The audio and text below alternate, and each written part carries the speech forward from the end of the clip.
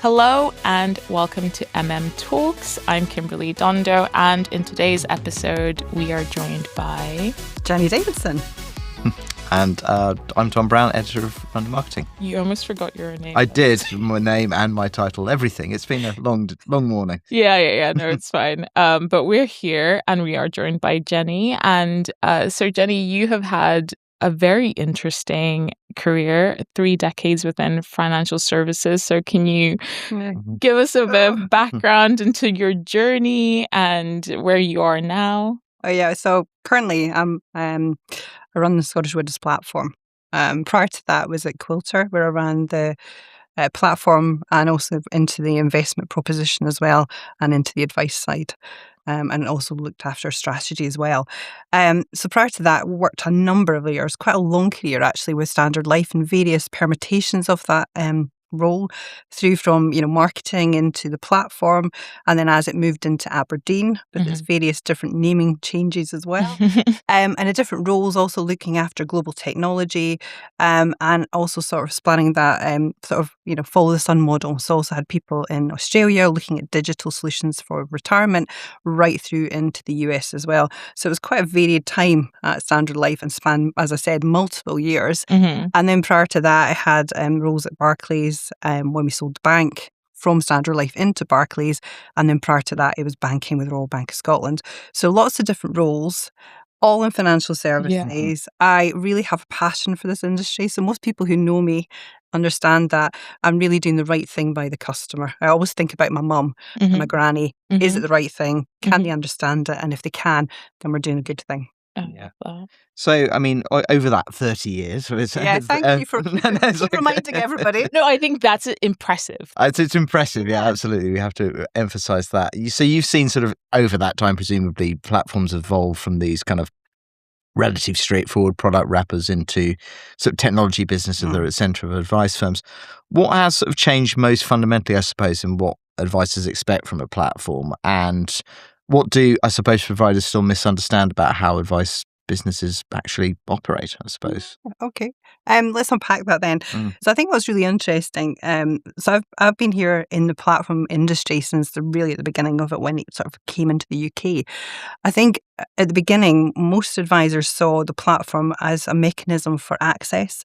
So access to products or wrappers and access to funds, essentially, and then somewhere to just hold their client assets. There's been through the technology, a complete transformation in terms of that view. It's very much integral to their advice business.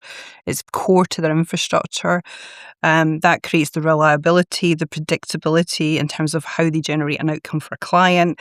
It's also about compliance, and it's also about how do they scale their business to grow. So really, how does it drive the strategy that they're trying to underpin for the firm? So it's hugely important, and you've seen that complete change, and in line with actually the growing number of assets that are now on platforms and being run successfully. I think alongside that, advisor businesses have also changed over that time. They're far more. You've got professionalism. RDR came in 2012, a long time ago now, but the market has changed fundamentally. You've got, very large, successful advice businesses, and then you've got medium-sized, again, successful. So everybody's playing a part in a very much a segmented marketplace around advice. And for me, it's very exciting. And the market is in growth. And customer needs are becoming more and more complex, particularly around retirement and intergenerational. Yeah. So the role of advice and the role of an advice firm and the role of platforms in terms of that enablement has never been greater. I do wonder if you had a magic wand and you could fix one stubborn, archaic tech headache, what would that be? And why do you think that is still something that is consistently happening? Everybody talks about transfers.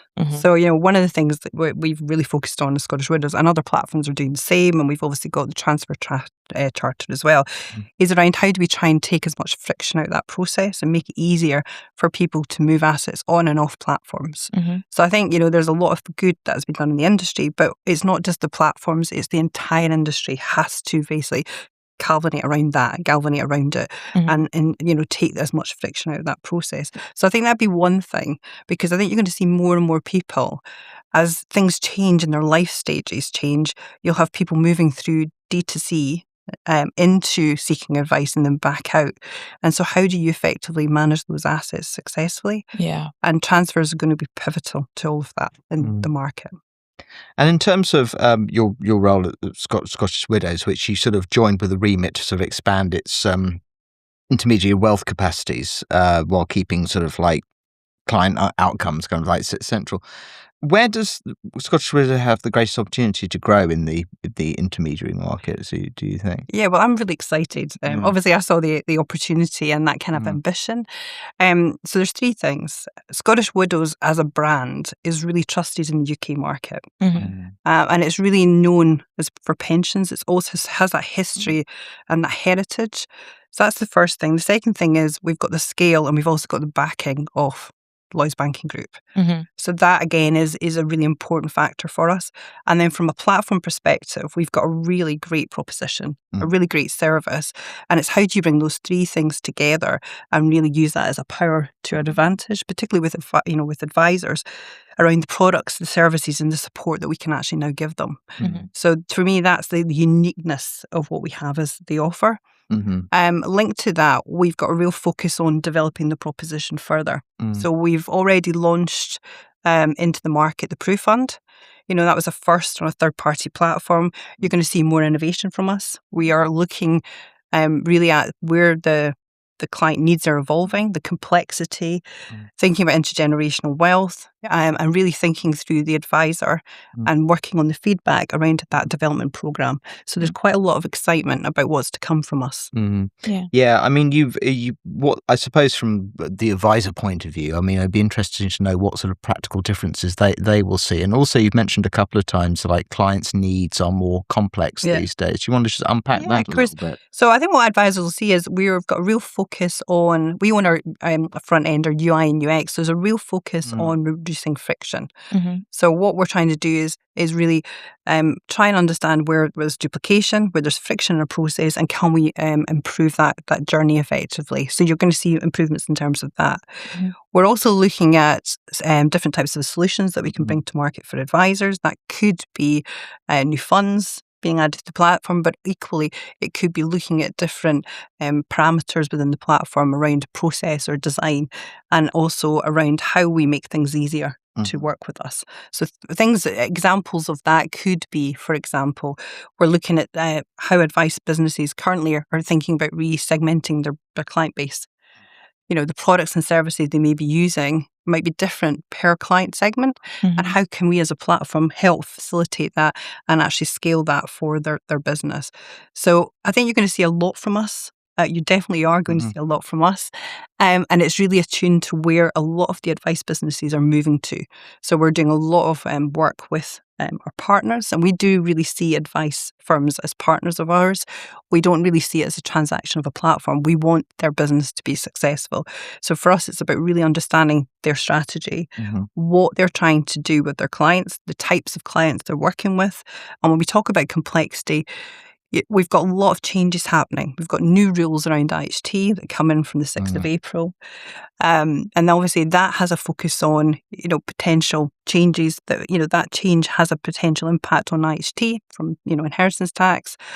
And what we're really seeing is the kind of thinking through of how retirement tax and estate planning is now going to work. That connectivity around financial planning, and how the platform then helps them to actually develop that plan and then execute against it for their clients' benefit. So we're very much focused on doing that. And you talked about, Scottish Widows being such a household name with such serious heritage. So advisors are obviously aware of it. But how do you overcome the challenge of maybe some advisors thinking that you're stuck in tradition and can't move as swiftly and flexibly as some pure play tech platforms? Oh, that's a good question, isn't it? I think for us it's the brand. Scottish Widows is the brand, and that's trusted by customers. So, but we've also got the financial strength. And we've also got the funding and the backing from Mhm. Lloyds Banking Group, which means we are going to continually develop, and we've got the financial strength behind us. Mhm. I think that's really important. We're going to be here for the long term. Yeah. We are quite agile. We have our front end technology. So from a customer journey design, it's iterative. We're constantly evolving that based on the feedback. In terms of the actual developments, PruFund's a great example of that. We are the first platform outside, from a third party perspective, Mhm. to actually have that on platform. That is a huge innovation in this industry. That opens up so much more. The potential of where that can go is so much greater than just that development. So I think that it gives everybody an indication about the journey we're on. Mhm. And obviously we can utilise the resources from the bank as well. We're looking at in artificial intelligence. So there's things happening, integration. How do we work in a broader ecosystem? Mhm. So there's a lot happening, and we're pretty excited about the journey we can now take the platform on. Yeah. Just to touch on a slightly different subject, which I'm interested in because I'm writing a piece actually on dementia at the moment and vulnerability and long-term care and all those things, and maybe touching a bit on the sort of like the protection gap or the whole issue about people whose physical and mental health sort of affects their daily lives and how they're projected to face kind of pension poverty. I mean, do you think, Scottish Widows sort of points to sort of earlier saving, tailored support and reducing the pension protection gap as part of the response to things like that. Do you think the industry still treats pensions, protection and vulnerability as kind of separate conversations? Completely. Yeah. So everything's very much siloed. Mm. And actually they should all be connected. Mhm. And, we should be asking ourselves questions around, what if? So what if I get an illness and therefore I have to reduce my hours, or I actually have to give up work entirely? What does that mean for me financially? Mm.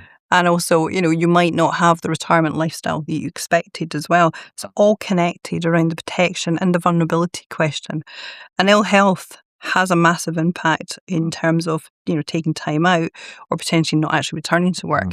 And therefore you do have the problem with the pension gap as a consequence of that. Mhm. And I think advisors, but also from a guidance perspective as well, we have a really important role, providers and advisors, around tackling that and making sure that when we're thinking about financial planning or even guidance, we're actually informing. We're giving people some education and understanding and helping them through that. Yeah, well, it's interesting that is because obviously those are important conversations to advisors to have, but they're also important things for clients to hear. And there's always the issue about, are clients sort of ready to have those conversations, or are these issues that they don't really want to think about because who wants to think about ill health or, Some of the research, we outcomes? touched on that. And it's about reassurance. So some clients, particularly women, found it very reassuring that the advisor had already started to think about that. And it sort of links on to, obviously women in terms of pension gap as well. Because, even for myself personally, I've spoken about this before, but as a consequence of decisions I've made in the past, I had my daughter, took some time out, went part-time. That does have an impact on your pension. But equally, we need to understand that, for women, and men, that you don't have a straight line from a financial career perspective. So there may be points in your life where you do need to take time out, there's ill health, but equally it could be, you're looking after a loved one, or it could be the fact that there's something else that's happened, a bereavement. So there's all these dips in and out of your life moments. And it does have an impact on your pension provision, because your contributions will be impacted. But it also affects your investment habits. It then leads on to a confidence issue, which people talk about quite a lot in the research around the confidence to have a conversation. And equally, it has an impact from that financial, longevity, that kind of consideration of your finances longer term. So I think there's so much more as an industry we can do collectively to actually address this, not just around certain areas. To your point, if it's all siloed, there's an issue. If we collectively think about it, it's actually the moments that matter in someone's life. We need to think about that holistically. And are there practical steps that advisors can take when they are talking to their clients to kind of stress test plans in terms of early retirement or forced early retirement or illness or like taking a career pause? Like, is there anything advisors can do when they are talking to their clients? I think it's to have that conversation. I know a lot of advisors do that, Mm-hmm. but it's to really understand and understand the dynamics with their client around, are they the sort of the main earner in that household? Mm-hmm. What would happen? What's their, from a retirement expectancy? What was the income they think they will need in retirement? Really understanding about, I was talking to someone and, they were really rich in respect to their pension. Yeah. But actually, when you looked at it, they had debt, they had care home fees. So actually, the thought of them retiring, they just couldn't, financially support that, but given everything else. However, on paper, they looked like they should be able to. But when you actually, understood everything else that was going around them, Mm-hmm. from a commitment perspective, then absolutely it wasn't. They couldn't do that. It wasn't the right time. And I think that's the role of advisors, is to really understand that. But also, I think people need more awareness. Education. I always say that, for some guidance, making people understand the questions that should be asked, and really consider that. So back to your point about protection, all of that needs to be thought about. Yeah. Well, it's interesting, actually, our new Prime Minister, for now, who's coming. Sorry, I don't mean to be cynical, but, he's obviously, one of the first things he's pointed to was the issue of social care and his father has dementia, obviously, and it's interesting that he's pushed this on the agenda, even though it's a really, really, really difficult issue. I wonder if that will open up a few more conversations about this is something, that needs to be thought about a bit more in the future, because, it's unsustainable what we have. Absolutely. Yeah, and everybody is living longer. Yes. Yeah. And we need to have that conversation and also understand what people's wishes are. Mm-hmm. And then think about, as people are accumulating wealth, intergenerational, we've got the big wealth transfer. So we need to have those conversations earlier. So nothing is a surprise. And really, as a consequence of that, people, if we started engaging earlier in the process and having the right conversations, I think people would have more wealth accumulation and therefore be able to make more informed decisions about the end point, as in when they want to retire, what do they want to do with their wealth from a transfer perspective as well.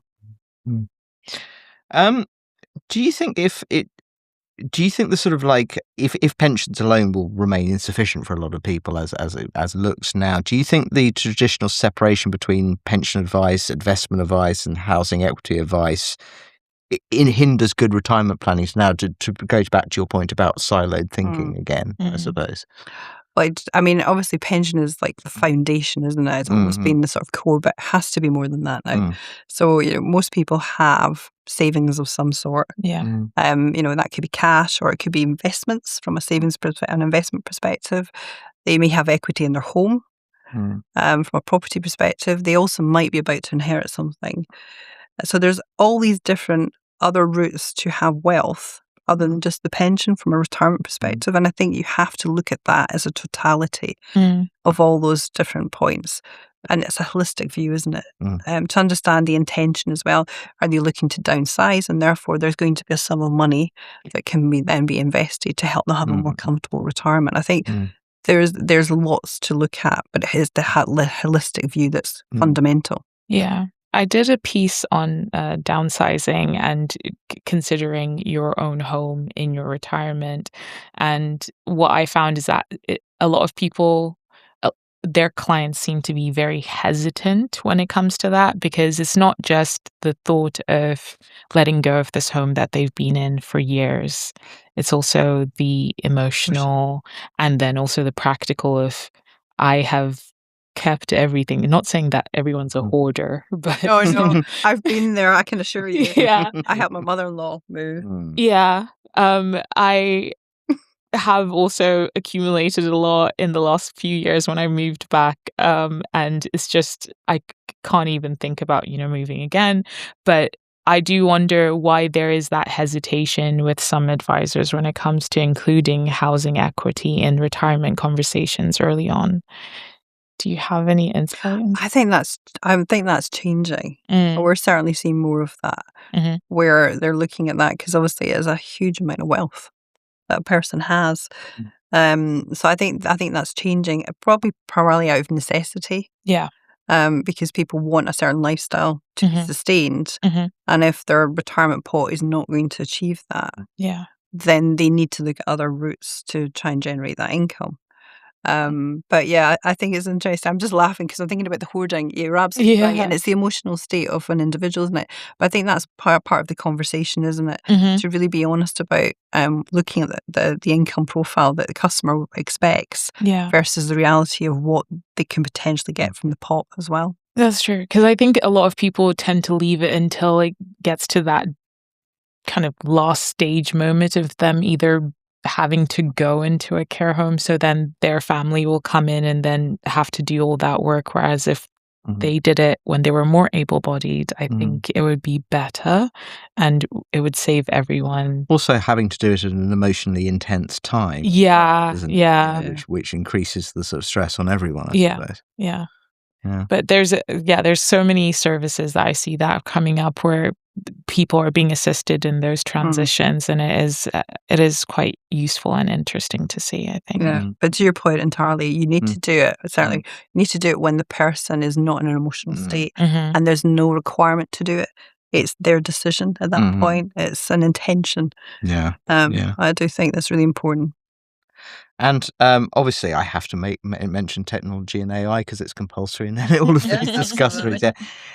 Scottish Widows have said that sort of technology can reduce costs and allow customers to sort of move between different levels of support as their sort of needs change. So, where are the sort of like technological possibilities or wins? And I suppose, where does AI? Because we all have to talk about AI. Where does that conversation evolve in the future, as far as you're concerned? I think what's really exciting is guidance and targeted support.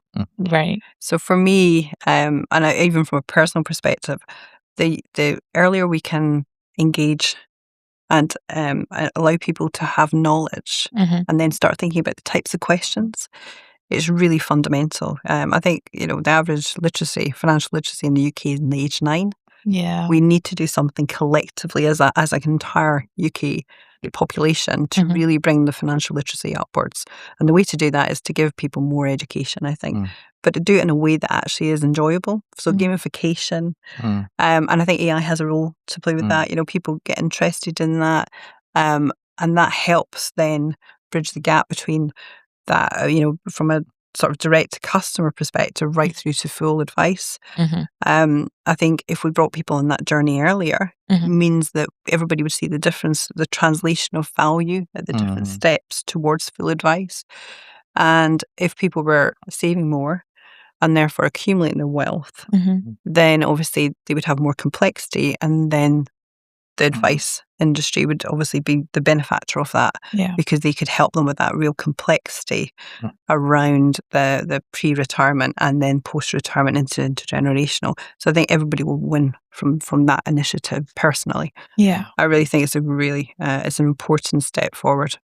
Yeah. I think gamification, especially Savvy the Squirrel is the latest one, isn't it? Yeah. I think I've always used different apps, and the ones that I've stuck with are the ones that do kind of reward me for checking in, or they'll give me a little quiz, and then they don't even give me a prize or anything, but just getting like that, you got all the questions right, or something like that. This actively alienates me. This doesn't work for me, I can assure you. Or seeing the projection of this is how much you've invested, and this is where you'll be in 2030. I see the. But it's even the small incremental steps has a massive, you can see the difference if you save X, and if you increase it, what the difference is. I think that to me is really important. It's fundamental, isn't it? Yeah.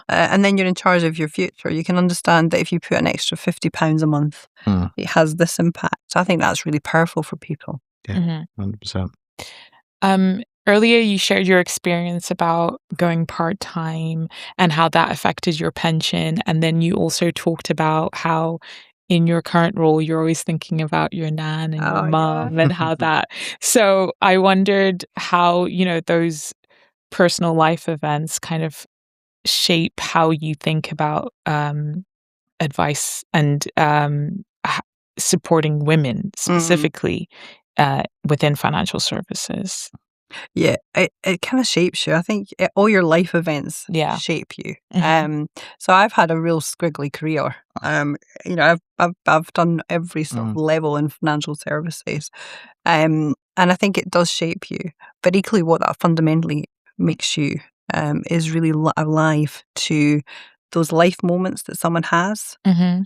and how you can then support them, whether it's a colleague in work or someone outside. But equally, it's about how you actually present your information from a piece of collateral, Mhm. how that's going to be received from an advisor or a customer, and from an end client perspective, but also the way through to you, how you actually design the products and the services. Mhm. And I mean, the rule is, will my mom understand this? Yeah. And I've used that from going real way back, well before RDR, Mhm. and that has really been a good test Mhm. for me. And I think sometimes what we forget is that part in proposition design. Sometimes we forget that in the fact there is an end customer. Mhm. And if we always remember that, I think that's fundamental. That's always been the thing that I've always remembered. So for me, it's about the role of the advice is so paramount in terms of the value creation for that client. The relationship they have with that client is quite magical. I've been with advisors with their client, and it's quite incredible the difference in the conversations they have, and actually the financial outcomes they can create for that client as a consequence of the guidance they've given them. Yeah. And it extends beyond financial. A lot of it's about life goal or life setting Yeah. and checking in with them. And to me, it's really important. As an industry, we need to understand that relationship, and also the client aspects of it as well. Yeah. And I suppose also, I mean, you mentioned the great wealth transfer and, the intergenerational planning and things like that. Also, the conversations between sort of like both partners in any sort of like client relationship. Why do you think so many firms still failing to build direct relationships with both partners before wealth transfers? Is it just carelessness? Oh, it's an interesting one, isn't it? Because we see the statistics that when, there's a death of primarily the husband, Mhm. the widow does not have a relationship, and therefore, the relationship with the advice firm, and therefore the assets is lost. Yeah. For me, it's about having that conversation with both, making sure they feel both equally engaged. And I think it goes back to confidence levels. Mhm. I think there is that, if they're not, the primarily females, and the research does show that they're less confident and less financially aware, so therefore their engagement levels are less. But I think it's prompting, and even having a conversation with them directly to make sure there is a level of understanding.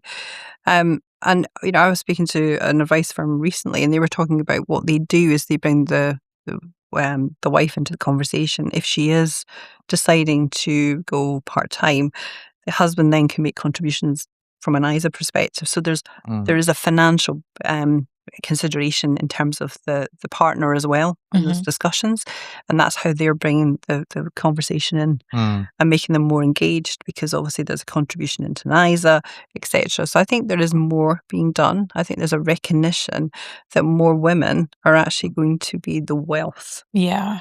owners of tomorrow. And they're not just going to inherit the wealth, but they're also going to be in charge of lots of family assets. And therefore you need to be able to engage with them and potentially use different techniques and empathy, and really understand those aspects, and bringing in more women into financial advice is one way as well.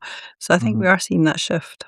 Is there something that platforms can do to incorporate this where they can, not just with the wives, but also with the whole family? Because it might not just be the wives.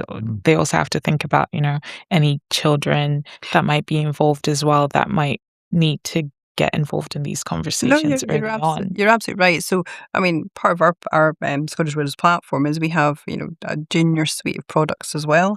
So you don't just have to think about parents or the grandparents. You can effectively think about the family, and linked to that we have family linking. So you can effectively look at the accumulation and then have a benefit from a pricing perspective as well. I think there'll be more that'll be done in that space, because it's a huge area of interest around intergenerational estate planning. So I think you'll see some innovation in terms of that as an industry. But it's certainly one that I think advisors are very much alive to. Yeah. And it's definitely a shift I've sort of noticed in the conversations. Like if you talk about sort of like behaviorism, empathy, communication, techniques, how to get on the level with different types of guys, how to be aware of vulnerabilities, the older generation of advisors are a bit kind of, oh, what's all this? What's all this nonsense?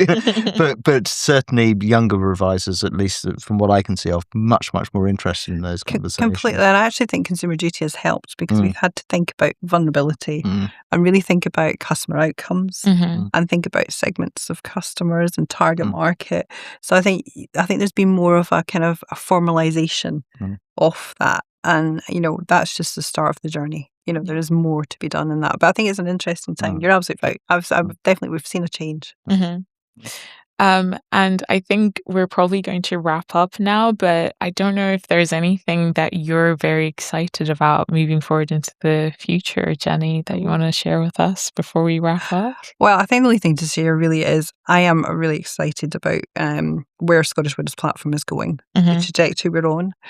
I think, as I said, we've got a really great brand, but we've also got the backing of Lloyds Banking Group. So next year, 2027, is going to be an exciting year for us. We've got a lot going on, and we've got quite a series of activities. So, yeah, it's all to play for. Okay, nice. We'll keep an eye out. Yeah, please do. Well, thank you so much for joining us today. Thank you. No, I really appreciate it. Nice to.